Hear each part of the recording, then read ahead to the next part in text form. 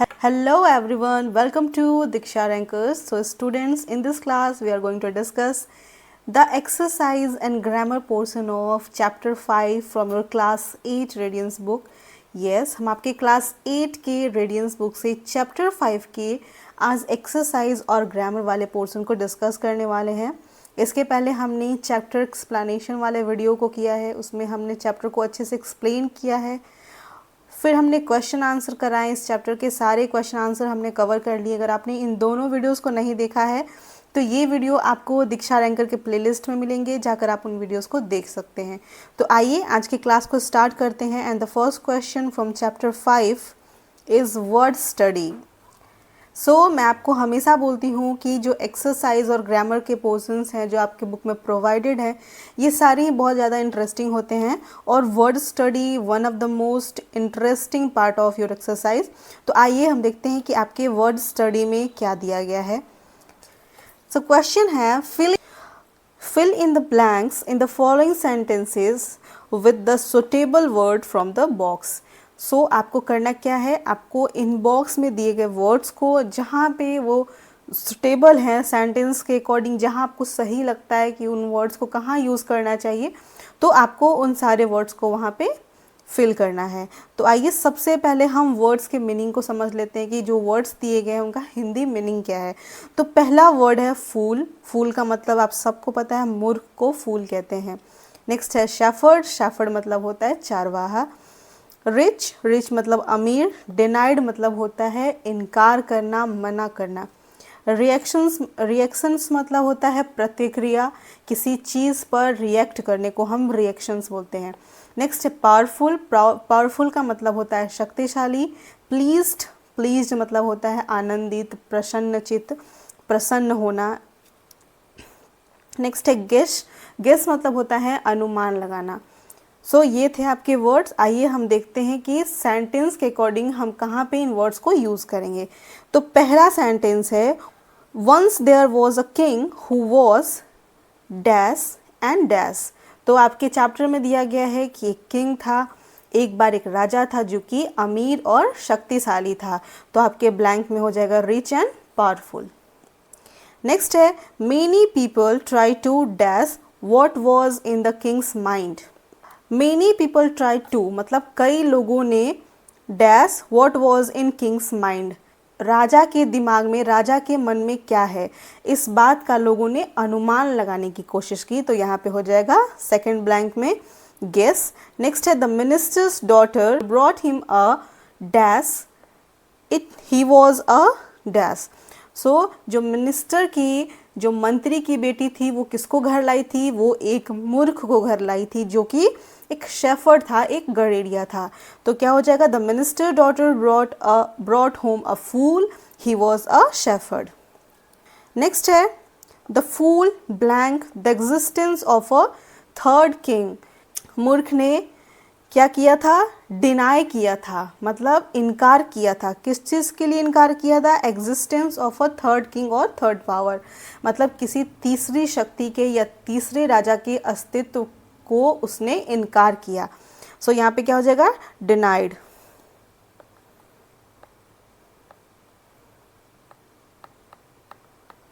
Denied. Next है, the king was very pleased. जो राजा था वो बहुत ज़्यादा प्रसन्न था उस मूर्ख के प्रतिक्रिया से, मतलब रिएक्शन से। तो यहाँ पे हो जाएगा प्लीज्ड और इस ब्लैंक में हो जाएगा रिएक्शंस। तो ये थे आपके fill in the blanks. I hope कि आपको सारे ब्लैंक्स में जितने भी वर्ड्स हमने फिल किए हैं वो अच्छे से क्लियर हो गए होंगे। आइए हम मूव करते हैं अपने नेक्स्ट क्वेश्चन पे। And the next question is, rearrange the letter in the following groups to form meaningful words and use them in sentence of your own। तो आपको क्या करना है, यहाँ पे कुछ वर्ड्स दिए गए हैं जो कि जम्बल्ड वर्ड है, मतलब उनको इधर उधर लिखा गया है और आपको रीअरेंज करना है, मतलब उनको पुनर्व्यवस्थित करना है, वापस से उसको अरेंज करना है। पहले आपको रीअरेंज करके एक सही वर्ड बनाना है और फिर आपको उसको एक सेंटेंस में यूज़ करना है। यहाँ पे आपके वर्ड्स दिए गए हैं। जो ये एक वर्ड है, इसको देखने से FERPLUR, जब आप इसको पढ़ेंगे तो आपको खुद से ऐसा लगेगा कि इसका मतलब इसको पावरफुल लिखना था, लेकिन इसने इसको क्या किया है, जंबल किया है, इसके वर्ड्स को इधर उधर कर दिए हैं और कुछ वर्ड्स को इसमें, कुछ वर्ड जो है इसमें मिसिंग है और कुछ अलग से वर्ड्स इसमें ऐड कर दिए गए हैं। सो ये वर्ड हो जाएगा पावरफुल। पावरफुल, तो पावरफुल से हम एक सेंटेंस बनाएंगे, the lion is a powerful animal. So क्या हो जाएगा, शेर एक शक्तिशाली जानवर है। नेक्स्ट है SHPERED, शेफर्ड। शेफर्ड को इसने बिल्कुल गलत लिखा है, यहाँ पे हमने इसको सही किया है, which is SHEPHERD, shepherd. The shepherd takes care of the sheep. तो शेफर्ड क्या करता है, जो चारवाहा होता है वो भेड़ों की देखभाल करता है। नेक्स्ट है ADWRED, रिवॉर्ड। यहाँ इसको देखने से पता चल रहा है ये रिवॉर्ड है। रिवॉर्ड का यहाँ पे हमने स्पेलिंग को सही किया है, which is REWARD, reward. I got a reward from doing well in school. मुझे स्कूल में अच्छा प्रदर्शन करने के लिए क्या मिला, रिवॉर्ड मिला, पुरस्कार मिला। नेक्स्ट है VOINTLE, जिसको सही करके हमने यहाँ पे लिखा है विच इज़ वॉयलेंट। वॉयलेंट का मतलब होता है हिंसक। The movie was too violent so we decided to watch something else.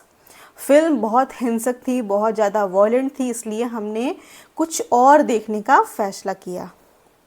Next है ASSAMBLE, असेंबल, जिसको यहाँ पे हमने सही करके लिखा है which is ASSEMBLE, assemble. The teacher take the students to assemble in the playground for morning assembly. शिक्षक ने छात्रों को सुबह की असेंबली के लिए खेल के मैदान में एकत्र होने के लिए कहा। सो ये थे आपके सेंटेंसेस। पहले हमने वर्ड्स को सही किया और फिर उसका यूज़ हमने सेंटेंस में किया है। आप अपने से भी कुछ अलग सेंटेंस बना सकते हैं। मैं आपको हमेशा बोलती हूँ कि आप खुद से अपने सेंटेंस को क्रिएट करें, इससे आपको नए वर्ड्स बनाने की जो आपकी स्किल है वो साथ साथ में डेवलप होती है। इन सारे वर्ड्स को आप खुद से नए नए सेंटेंसेस में यूज़ करें। Move to our next question, which is speak out words from the story that match the following. तो आपको क्या करना है, कहानी से ऐसे शब्द चुने जो निम्नलिखित से मेल खाते हैं। आपको यहाँ एक सेंटेंस दिया गया है और यही इस सेंटेंस से मिलते हुए वर्ड्स आपके स्टोरी में दिए गए हैं। तो आपको उन वर्ड्स को चूज़ करके इन ब्लैंक्स में फिल करना है। एग्जाम्पल यहाँ पे आपको दिया गया है, लेफ्ट विथ नो होप्स, कोई उम्मीद नहीं बची। जो आपके चैप्टर में वर्ड दिया गया है विच इज़ डेस्परेट। सो ऐसे ही आपको वर्ड्स को चूज़ करके इन ब्लैंक्स में फिल करना है। तो फर्स्ट है मेड समवन हैप्पी, किसी को खुश करना या किसी को खुश किया। इसके लिए हम क्या यूज़ करते हैं, the word we use to make someone happy is cheered. Cheered का मतलब होता है किसी को खुश करना। नेक्स्ट है सरप्राइज्ड। सरप्राइज्ड का मतलब होता है आश्चर्यचकित। तो इसके लिए जो वर्ड हम यूज़ करेंगे विच इज़ शॉक्ड। शॉक्ड का मतलब ही होता है किसी चीज़ को देखकर एकदम से स्तब्ध हो जाना या आश्चर्यचकित हो जाना। नेक्स्ट है बिलीव्ड। बिलीव्ड मतलब होता है विश्वास किया, और विश्वास किया को हम ट्रस्टेड लिख सकते हैं इसके लिए, जिसका मतलब होता है भरोसा किया। नेक्स्ट है गैदर्ड। गैदर्ड मतलब होता है एकत्रित करना। तो एकत्रित करने के लिए हम क्या यूज़ कर सकते हैं, हम यूज़ कर सकते हैं असेंबल्ड। असेंबल्ड का मतलब भी होता है एकत्रित करना या एक जगह पर इकट्ठा होना। नेक्स्ट है हेल्ड अप। हेल्ड अप का हिंदी मीनिंग होता है ऊपर उठाया हुआ, और लिफ्टेड का मतलब भी होता है ऊपर उठाया हुआ। तो इसके लिए हम यूज़ कर सकते हैं लिफ्टेड का। नेक्स्ट है पेड समथिंग फॉर डूइंग, किसी चीज़ के लिए भुगतान किया या कुछ करने के जो हम भुगतान करते हैं उसे हम बोलते हैं पेड समथिंग फॉर डूइंग, और इसके लिए हम रिवॉर्ड का यूज़ कर सकते हैं जिसका मतलब होता है इनाम। नेक्स्ट है रिफ्यूज्ड। रिफ्यूज्ड का हिंदी मीनिंग होता है इनकार कर दिया, और डिनाइड का मतलब भी होता है इनकार करना, अस्वीकार करना। तो यहाँ पे हम यूज़ कर सकते हैं डिनाइड। सो आई होप कि आपको ये वाला क्वेश्चन अच्छे से समझ में आया हो। Move to our next question, which is use of already and already. हम दोनों को एक जैसा ही प्रोनाउंसिएट करते हैं, हम ऑलरेडी भी बोलते हैं और ऑलरेडी को भी हम ऑलरेडी बोलते हैं। दोनों में डिफरेंस क्या है कि इसको हम ALREDY ऑलरेडी हम एक साथ लिखते हैं, और इसमें ऑलरेडी हम दोनों को अलग अलग लिखते हैं। Look at the following sentences. The court has already assembled. यहाँ पे एक सेंटेंस दिया गया है जिसको आपको बोल रहा है कि आप वाक्य को देखिए। तो सेंटेंस क्या है, the court has already assembled, अदालत पहले ही एकत्रित हो चुकी थी।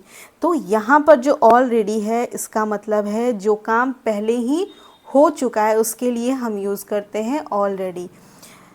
Already is used to say that something has happened earlier than expected or earlier than it might have happened. So already जिसको हम हिंदी में कहते हैं पहले से ही, हम already को हिंदी में बोलते हैं पहले से ही। मैं पहले से ही यहाँ आ चुका था, मैं पहले से ही खा चुका हूँ। तो यहाँ पे हम पहले से के लिए यूज़ करते हैं ऑलरेडी का। सो ऑलरेडी का प्रयोग यह कहने के लिए किया जाता है कि कोई बात अपेक्षा से पहले या संभावित समय से पहले घटित हो गई है। मतलब जैसे मैंने बोला कि तुम खाना खा लो, तो तुम्हारा रिप्लाई क्या होगा, तुमने खाना खा लिया है तो तुम बोलोगे मैं पहले से ही खा चुका हूँ। सो यहाँ पे ऑलरेडी को हम पहले से के लिए यूज़ करते हैं, जो काम पहले से हो चुका है। You are already late, आपको पहले ही देर हो चुका है। नेक्स्ट है the meeting has already begun, बैठक पहले ही शुरू हो चुकी है। मतलब आप पहुँचे उसके पहले ही जो मीटिंग थी वो स्टार्ट हो चुकी है, मतलब बैठक जो है वो स्टार्ट हो गई है, शुरू हो गई है। ये था आपका ऑलरेडी जिसको हम लिखते हैं ALREADY। हम दोनों को अलग अलग नहीं लिखते हैं, साथ में लिखते हैं, जिसका मतलब होता है पहले से ही। नेक्स्ट है ऑलरेडी। यहाँ पे ऑल और रेडी दोनों अलग है, यहाँ पे हम लिखते हैं ALL और उसमें ही हम यूज़ करते हैं रेडी, जिसका मतलब होता है is not the, already is not the same as already, it simply means fully ready और प्रिपेयर्ड, मतलब पूरी तरह से तैयार। और यह जो ऑलरेडी का मतलब होता है पहले से ही, बिल्कुल भी दोनों एक जैसे नहीं हैं। इसका सीधा सा मतलब होता है पूरी तरीके से तैयार। मैं पूरी तरीके से, मैं शादी में जाने के लिए पूरी तरीके से तैयार हूँ। तो यहाँ पे हम यूज़ करेंगे already which is ALLREADY। Next है प्रिपेयर, जिसको हम बोलते हैं ऑल आर रेडी, मतलब सब तैयार है। आइए हम दोनों को यहाँ पे कंपैरिजन है दोनों का, तो आपको अच्छे से क्लियर हो जाएगा। ये दोनों वर्ड जो है वो यहाँ पे कंपैरिजन में जब हम दोनों एग्जाम्पल को देखेंगे तो ये आपको और भी अच्छे से क्लियर हो जाएगा। When is your friend coming? He has already come. तुम्हारा दोस्त कब आ रहा है? उसका आंसर क्या है कि वह तो आ चुका है। यहाँ पे जो ऑलरेडी का यूज़ किए हैं वो किसके लिए किए हैं, पहले के लिए, कि वह तो आ चुका है, मतलब जब मैंने ये क्वेश्चन किया उससे पहले वो वहाँ पर उपस्थित हो चुका है, वहाँ पर आ चुका है। तो यहाँ पे हम यूज़ करते हैं ALREADY। नेक्स्ट है are you all ready? Yes we are. क्या आप सब तैयार हैं? क्या आप सब पूरी तरीके से तैयार हुए हैं? Are you all ready? तो आंसर है यस, हम तैयार हैं। यस वी आर, मतलब हम सब तैयार हैं। तो यहाँ पे जो आपका ऑलरेडी है वो आप देख पा रहे हैं, इसकी स्पेलिंग और इसकी स्पेलिंग, और दोनों के मीनिंग में भी पूरा डिफरेंस है। दोनों को हम एक दूसरे से रिप्लेस नहीं कर सकते हैं। तो आइए अब देखते हैं क्वेश्चन क्या है। क्वेश्चन है now make 2 sentences each with already and already. तो यहाँ पे आपको क्या करना है, दोनों वर्ड से आपको 2-2 सेंटेंस बनाने हैं। तो आइए सबसे पहले हम देखते हैं ऑलरेडी से। शी वॉज ऑलरेडी लेट, उसे पहले से ही देर हो चुकी थी। नेक्स्ट है he had already started to run, वो पहले ही दौड़ना शुरू कर चुका था। सो ये थे आपके 2 वर्ड्स ऑलरेडी से। आइए हम देखते हैं ऑलरेडी से, जिसका मतलब होता है पूरी तरीके से तैयार। ही वॉज ऑलरेडी, वह पूरी तरह तैयार था, मतलब वो पूरी तरीके से रेडी था। नेक्स्ट है दे वर ऑलरेडी, वे सभी तैयार थे। तो ये 2 वर्ड्स थे आपके ऑलरेडी से, और ये थे आपके 2 वर्ड्स ऑलरेडी से। आई होप कि आपको ऑलरेडी और ऑलरेडी का जो डिफरेंस है वो अच्छे से क्लियर हो गया है। Move to our next question. यहाँ पे भी जो क्वेश्चन है वो ऑलरेडी से ही रिलेटेड है। Insert already at the appropriate place in the following sentences. मतलब आपको जो सेंटेंस दिए गए हैं उसमें ऑलरेडी का यूज़ करना है। फर्स्ट है she is late for the train. तो यहाँ पे हमको यूज़ करना है ऑलरेडी का। तो हम कैसे यूज़ कर सकते हैं, वह ट्रेन के लिए पहले से ही लेट हो चुकी है। तो यहाँ पे हम लिख सकते हैं कि she is already late for the train. Next है the patient had died before the doctor arrived. Doctor के आने से पहले मरीज की मृत्यु हो चुकी थी, और इसको हम कैसे लिख सकते हैं, the patient had already died before the doctor arrived. Next है have you finished the work. क्या आपने काम खत्म कर लिया है। तो इसको हम कैसे लिख सकते हैं, have you already finished the work. Next है they had been enjoying the benefit of winter since their childhood. वे बचपन से ही सर्दियों के लाभों का आनंद ले रहे थे। तो इसको हम कैसे लिख सकते हैं, they have been already enjoying the benefits of winter since their childhood. Next है he had not exhausted the funds when he received the lottery money। जब उसे लॉटरी का पैसा मिला तब तक उसके पास पैसे खत्म नहीं हुए थे।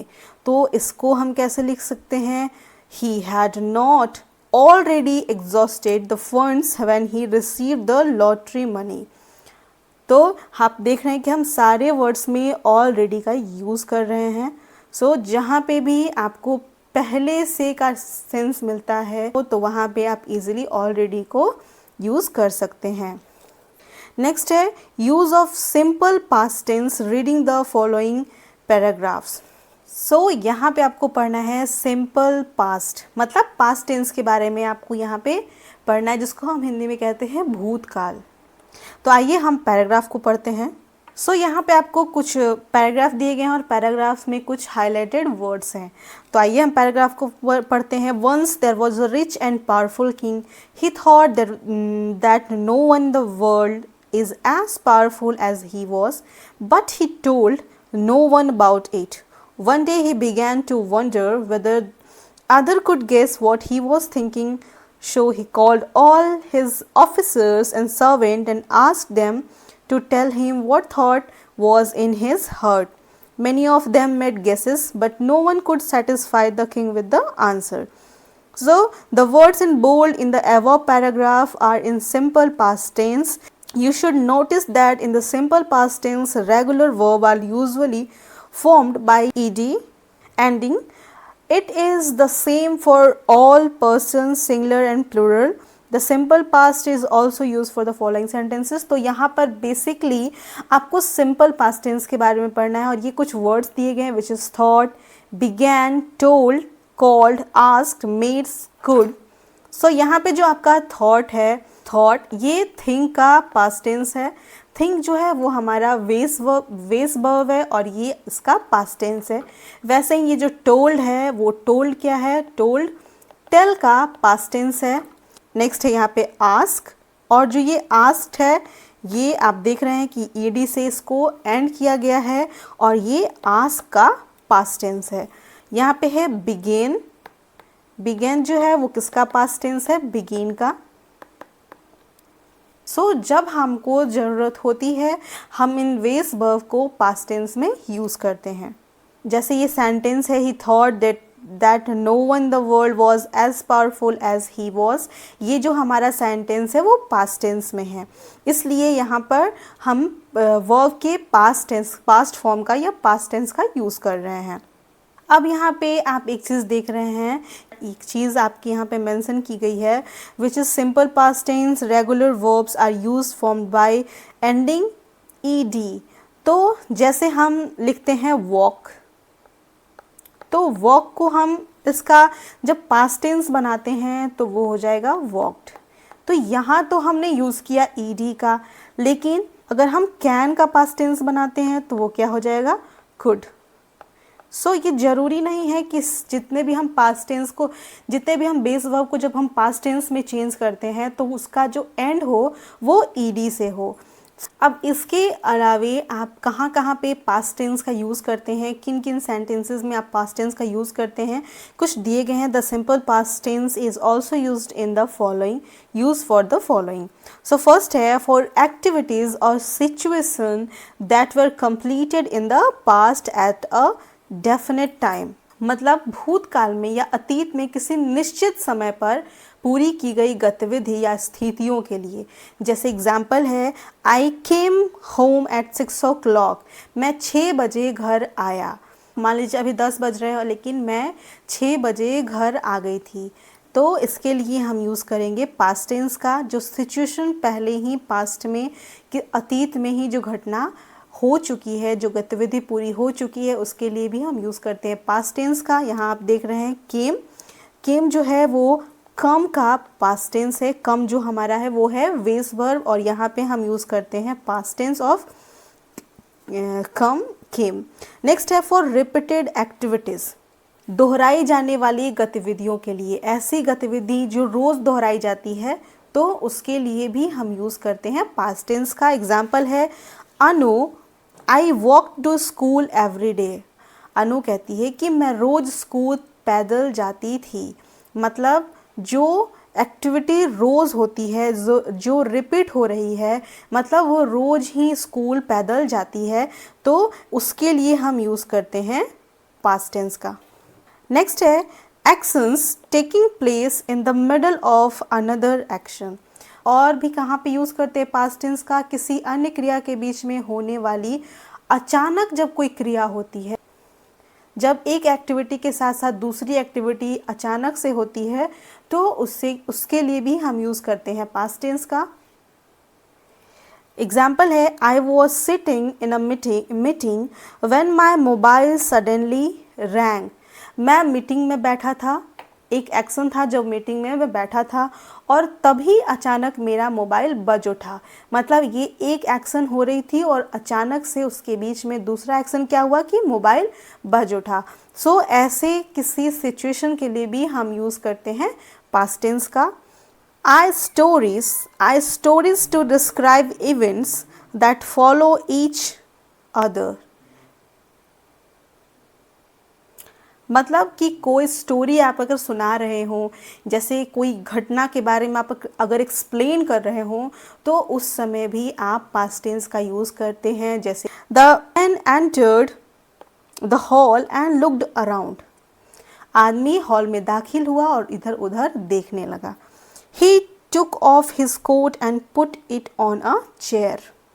उसने अपना कोट उतार कर कुर्सी पर रख दिया। He was at home। वह घर पर था।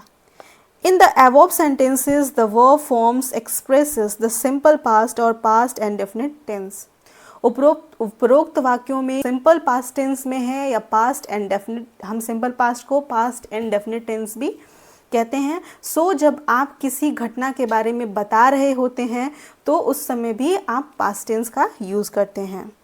सो आई होप कि आपको पास्ट टेंस का यूज़ अच्छे से क्लियर हो गया हो कि आप कहाँ कहाँ पे पास्ट टेंस का यूज़ करते हैं। जैसे आप एग्जांपल्स में देख रहे हैं, यहाँ पे हमने यूज़ किया है वॉक्ड, जो कि वॉक जो है इसका बेस वर्ब है और इसको हम यहाँ पे पास्ट टेंस में वॉक्ड यूज़ कर रहे हैं। यहाँ पे है रैंग, जो कि रिंग का पास्ट टेंस है। एंटर, इंटर का पास्ट टेंस है।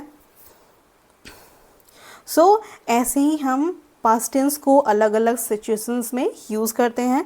आइए अब देखते हैं कि इससे रिलेटेड कौन सा क्वेश्चन आपकी बुक में दिया गया है। So your question is complete the sentences with the simple past form of verbs, remembering that we need to use past continuous form. In some cases verb is their present form has been given in a bracket। So क्या किया गया है आपको, यहाँ पे क्या दिया गया है आपको, एक छोटा सा पैसेज दिया गया है जिसमें जगह जगह पर ब्लैंक है और आपको वहाँ पे पास्ट टेंस का यूज़ करना है। क्वेश्चन है कि every day Anshu travel to Patna, मतलब जो अंशु था वो रोज पटना जाता था। Yesterday he was driving his car when he, यहाँ पे आपको ब्रैकेट में दिया गया है सी, और आपको यहाँ पे यूज करना है past tense of see which is saw. A dog in the middle of the road, the dog watch, यहाँ पे दिया गया है वॉच, आप यहाँ पे यूज करेंगे पास्ट टेंस वॉच का which is watched. Watch the car, Anshu blank, यहाँ पे दिया गया स्टॉप, तो यहाँ पे आप यूज करेंगे stopped, stopped and got out of his car. He was, as he was getting out, the dog ran away, यहाँ पे हम यूज करेंगे रन का past tense ran away। Arushi went back to his car, यहाँ पे हो जाएगा Anshu.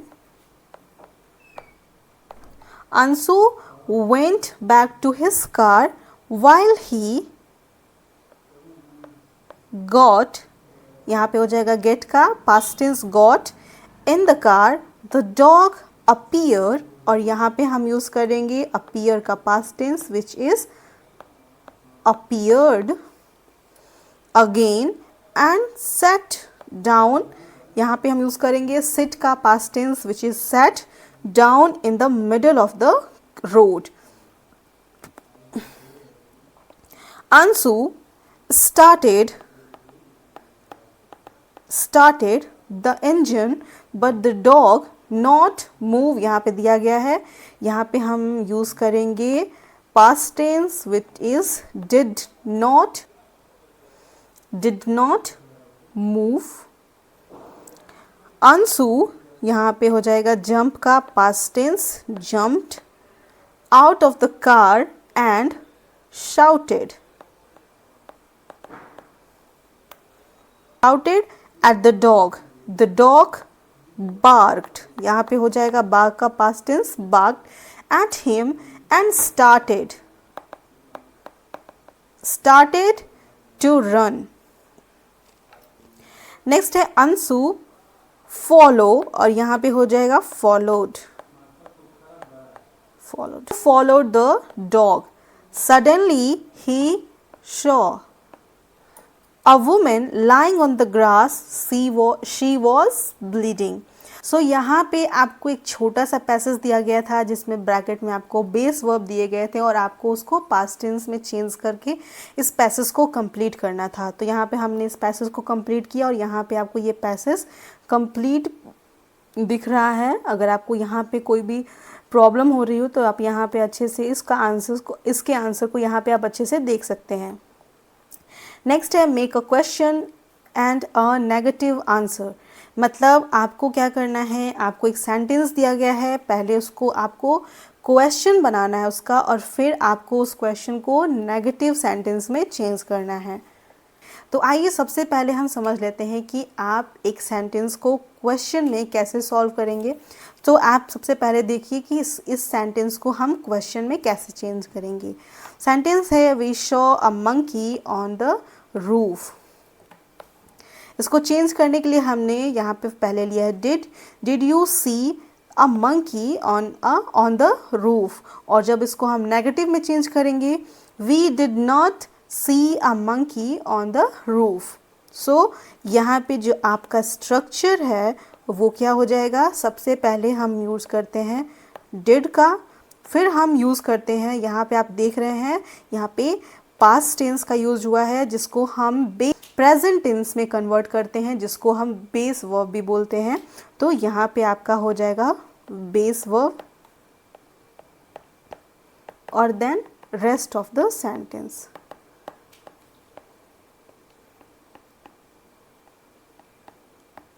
Rest of the sentence. और जब आपको सेंटेंस को नेगेटिव में चेंज करना है तो आपको यूज़ करना है डिड के साथ नॉट का। तो आपका स्ट्रक्चर हो जाएगा डिड नॉट या डिडंट प्लस बेस वर्ब और फिर रेस्ट ऑफ द सेंटेंस। सो यहाँ पे आप देख रहे हैं कि हम डिड नॉट भी लिख सकते हैं और डिडंट भी लिख सकते हैं। यहाँ पे हम ओ को क्या करते हैं, स्कीप कर देते हैं। जो हमारा एपोस्ट्रॉफी होता है वो हमारे ओ को, ओ के जगह पे हम एपोस्ट्रॉफी का यूज़ करते हैं। हमने अपने लास्ट जो चैप्टर किए थे उसमें एपोस्ट्रॉफी के यूज़ को हमने पढ़ा था। अगर आपने उस क्लास को नहीं देखा है तो आप जाकर एपोस्ट्रॉफी और कॉलन, सेमी कॉलन और भी बहुत सारे जो पंक्चुएशन मार्क्स हैं उनके बारे में हमने डिस्कस किया था। आप जाके उन वीडियोस को देख सकते हैं। सो ये था हमारा एक सेंटेंस जिसको हम चेंज करेंगे इस स्ट्रक्चर के ऊपर, जिसमें हम यूज़ करेंगे did plus base verb plus rest of the sentence. और फिर हम इस क्वेश्चन मार्क और लास्ट में हम यूज़ करेंगे इसमें क्वेश्चन मार्क, और लास्ट में हम इसमें यूज़ करेंगे क्वेश्चन मार्क। सो ये थे आपके स्ट्रक्चर। आइए अब देखते हैं कुछ एग्जाम्पल। सेंटेंस है we saw a monkey on the roof. जब हम इस सेंटेंस को इंट्रोगेटिव सेंटेंस में कन्वर्ट करते हैं तो हो जाएगा did we see a monkey on the roof. यहाँ हमने क्या किया, हमने सबसे पहले यूज़ किया डिड, उसके बाद बेस वर्ब ऑफ शॉ। यहाँ पे शॉ को हमने बेस वर्ब में चेंज कर दिया विच इज़ सी, और फिर हम रेस्ट ऑफ द सेंटेंस को एज इट इज़ वैसे ही यहाँ पे लिख देंगे। नेक्स्ट है, जब इस सेंटेंस को हम नेगेटिव सेंटेंस में कन्वर्ट करेंगे तो क्या करेंगे, हम वी के बाद हम यूज़ करेंगे डिडंट का या डिड नॉट का, see a monkey on the roof, और फिर यूज़ करेंगे रेस्ट ऑफ द सेंटेंस। तो आइए अब देख लेते हैं अपने क्वेश्चंस को। So the first question is she lost her pen. इसको हम चेंज करेंगे सबसे पहले इंट्रोगेटिव में। तो हम इंट्रोगेटिव में चेंज करने के लिए सबसे पहले यूज़ करेंगे डिड का, डिड देन शी। यहाँ पे हम यूज़ करेंगे लॉस्ट का बेस वर्ब जिसको हम कहते हैं लूज, और यहाँ पे हम रेस्ट ऑफ द सेंटेंस को वैसे ही लिख देंगे हर पेन। तो सेंटेंस हो जाएगा this did she lose her pain. Next है, जब हम इसको नेगेटिव में चेंज करेंगे she did not lose her pain. यहाँ पे हमने सबसे पहले यूज़ किया she, then did not lose her pain. Next है Ayesha drove her car slowly. Ayesha drove her car slowly, यहाँ पे हम इसको सबसे पहले चेंज करेंगे इंट्रोगेटिव में। इंट्रोगेटिव में यूज़ करने के लिए सबसे पहले हम यूज़ करते हैं did, then the base verb which is drive her car slowly, फिर हम सेंटेंस को एज इट इज़ यहाँ पे लिख देंगे। नेक्स्ट है, जब हम इसको नेगेटिव में चेंज करेंगे Ayesha did not drive her car slowly. Next है they were making noise in the classroom. इसको हम चेंज करेंगे क्वेश्चन मार्क में, तो क्या हो जाएगा did they make noise in the classroom. जब हम इसको चेंज करेंगे नेगेटिव में तो हो जाएगा they did not make noise in the classroom. Question number 4, my mother came early from office. इसको हम चेंज करेंगे इंट्रोगेटिव में did my mother come early from office, और जब हम इसको चेंज करेंगे नेगेटिव में my mother did not come early from office. Next है question number 5, Kumar was sleeping in the chair. Sorry, इसको हम चेंज करेंगे इंट्रोगेटिव में, तो क्या हो जाएगा did Kumar sleep in the chair, और जब इसको हम नेगेटिव सेंटेंस में बनाएंगे तो क्या हो जाएगा कुमार डिड नॉट या didn't sleep in the chair. Next है क्वेश्चन नंबर 6, ही रैन अवे। यहाँ पे हमारा क्या हो जाएगा डिड ही रन अवे। यहाँ पे रन को हमने यहाँ पे रन में बदल दिया क्योंकि हमको यूज़ करना है बेस वर्ब और away. Did he run away, और जब इसको नेगेटिव में बनाएंगे he did not run away. So यहाँ पे जो हमारा ये वाला पोर्शन था वो कंप्लीट हुआ। इस तरीके से हम सेंटेंस को पास्ट टेंस में जो सेंटेंस है उन सेंटेंसेस को इन दो स्ट्रक्चर के बेसिस पे इंट्रोगेटिव और उसके बाद उसको हम नेगेटिव में चेंज कर सकते हैं। आई होप कि आपको इतने सारे क्वेश्चंस के एग्जाम्पल करने के बाद अभी आपको पास्ट टेंस में किस तरीके से आप क्वेश्चन मार्क और नेगेटिव सेंटेंसेस को बनाते हैं, अभी क्लियर हो गया होगा। Move to our next portion which is the beautiful part of a composition. Composition जिसको हम हिंदी में रचना कहते हैं, जिसमें कोई ऐसा टॉपिक होता है जिस पे आपको अपने थॉट्स को लिखना होता है। तो यहाँ पे हम देखते हैं कि क्या दिया गया है, right a paragraph on the following. तो आपको एक पैराग्राफ लिखना है। तो पैराग्राफ क्या है, पावर मेक्स पीपल एरोगेंट। इसका मीनिंग होता है कि पावर जो होती है, जो सत्ता होती है, वो लोगों को अहंकारी बनाती है। तो इसके ऊपर आपको एक छोटा सा पैसेज लिखना है। यहाँ पे मैंने एक पैसेज को मेंशन किया है। मैं आपको वापस से ये बात बोलूँगी कि यहाँ पे जो मैंने पैसेज लिखा है आप इसको ज़रूर से पढ़ेंगे, हाँ, लेकिन जब आप इस पैसेज को लिखेंगे तो आप कोशिश करेंगे कि इसमें आपके वर्ड्स, आपके ओपिनियन, आपके इमोशंस होने चाहिए, क्योंकि जब तक आप अपने वर्ड्स को यूज़ नहीं करेंगे, जब तक आप खुद से सेंटेंस क्रिएट नहीं करेंगे, तो आपके लिए जो राइटिंग स्किल है वो डेवलप नहीं होगी। इसलिए आप इसका रेफरेंस ले सकते हैं, लेकिन आप कोशिश करेंगे कि आपको इस टॉपिक के ऊपर खुद से लिखना है। तो आइए हम देख लेते हैं कि हमने यहाँ पर क्या लिखा है। Power can make people arrogant if they misuse it. अगर लोग अपने पावर का गलत उपयोग करते हैं, दुरुपयोग करते हैं, तो वो उन्हें अहंकारी बना सकती है। मतलब अगर आपके पास पावर मिल गया हो और अगर आप उसका सही तरीके से यूज़ नहीं करते हैं तो वो आपको एरोगेंट बना देती है, मतलब अहंकारी बना देती है। When someone has a lot of power, they may started believing they are better than others.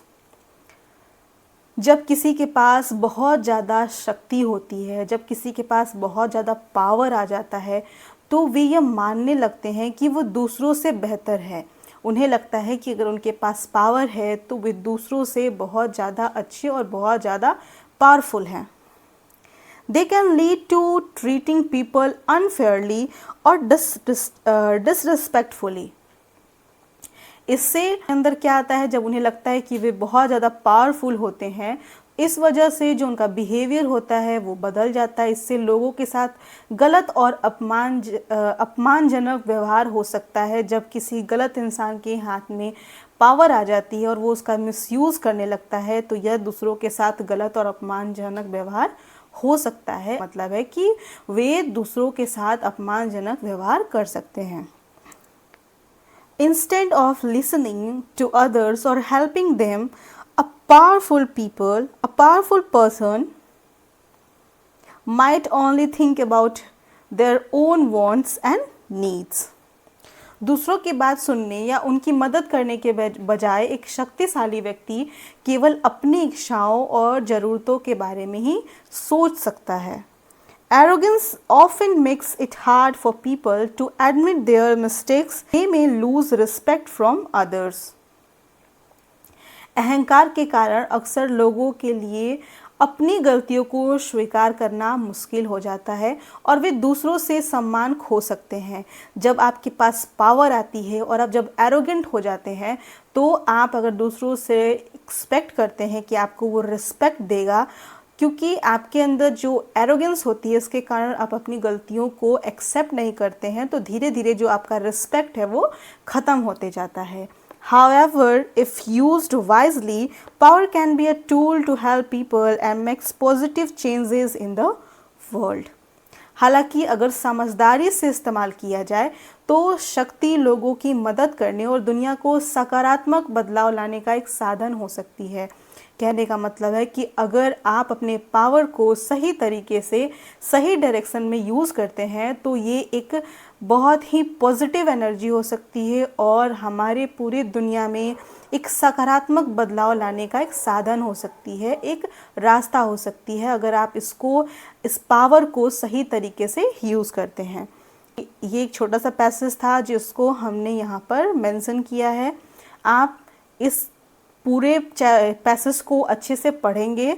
पढ़ने के बाद आप कोशिश करेंगे कि इसमें आपके खुद के सेंटेंसेस और वर्ड्स का यूज़ हो।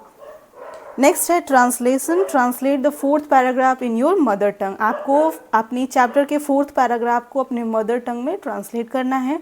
तो इस क्वेश्चन को करने के लिए आपको थोड़ा सा मेहनत करना होगा। आपको करना ये है कि आपको हमारे चैप्टर एक्सप्लेनेशन को देखना है, उसमें फोर्थ पैराग्राफ को अच्छे से सुनेंगे और फिर जो आपको समझ में आता है, जिस भाषा में आपको समझ में आता है, उसको अपने मदर टंग में यहाँ पे आपको लिखना है। सो इस क्वेश्चन को करने के लिए आपको एक बार से चैप्टर एक्सप्लेनेशन वाले वीडियो को देखना पड़ेगा।